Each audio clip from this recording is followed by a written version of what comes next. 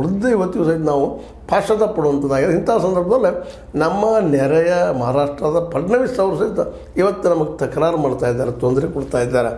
ಅದು ಹೆಚ್ಚು ಮಾಡಿದರೆ ನಮ್ಮ ಸಾಂಗ್ಲಿ ಮತ್ತು ಕೊಲ್ಲಾಪುರ ನೀರು ಬರ್ತದೆ, ಅದನ್ನು ತೊಂದರೆ ಆಗ್ತದಂತೆ. ಅದಕ್ಕೆ ಪರಿಹಾರವನ್ನು ಹುಡುಕುವಂಥ ವ್ಯವಸ್ಥೆ ಮಾಡಬೇಕು.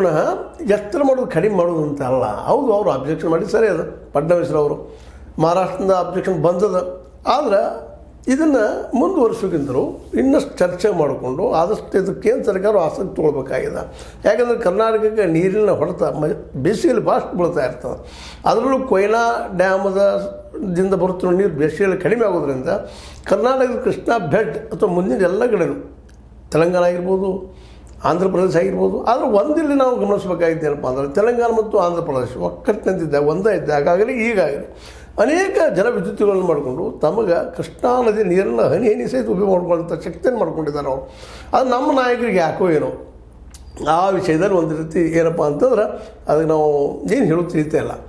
ಅದಕ್ಕಾಗಿ ಇವತ್ತಿಗೆ ಮುಗಿಬೇಕಾದಂಥದ್ದು ಇನ್ನೂ ಕಾಲುವೆಗಳ ಸಹಿತ ಕೆಲವೊಂದು ಮುಗಿದಿಲ್ಲ ಹಿಂದಿನೂ. ಆ ಮಾತು ಬೇರೆ, ನೀರು ಹೋಗಿ ಮುಟ್ತಾರೆ ಕೃಷ್ಣದ್ದು. ವಿಶೇಷವಾಗಿ ಈ ಕೃಷ್ಣಾ ನದಿಯಿಂದ ಕಲಬುರಗಿ, ವಿಜಯಪುರ, ಬಾಗಲಕೋಟೆ, ಕೊಪ್ಪಳ, ಯಾದಗಿರಿ, ರಾಯಚೂರು, ಕೊಪ್ಪಳ, ಗದಗ ಇವೆಲ್ಲ ಕಡೆ ಅನುಕೂಲ ಆಗುವಂಥದ್ದು ಈ ಭೂಮಿಗಳಿಗೆ. ಇವೆಲ್ಲ ಇದ್ದರೂ ಇವತ್ತು ಹೋಗಿ ಮುಟ್ಟಿಲ್ಲ ಅನ್ನೋ ಕಾರಣ ನಮ್ಮ ಏನಪ್ಪ ಅಂತಂದ್ರೆ ನಿರಾಸಕ್ತಿಯೋ ಅದು ಫಂಡ್ ಹಾಕಲಾರದಿದ್ದು. ವಿಶೇಷವಾಗಿ ನೋಡಿರಿ, ಕಾವೇರಿ ಸಲುವಾಗಿ ಅಂತೂ ಸಾಕಷ್ಟು ಹೋರಾಟ ಮಾಡಲಿ ಜನ ಹನಿ ನೀರನ್ನು ಸಹಿತ ಉಪಯೋಗ ಮಾಡ್ಕೊಳ್ತಾರೆ.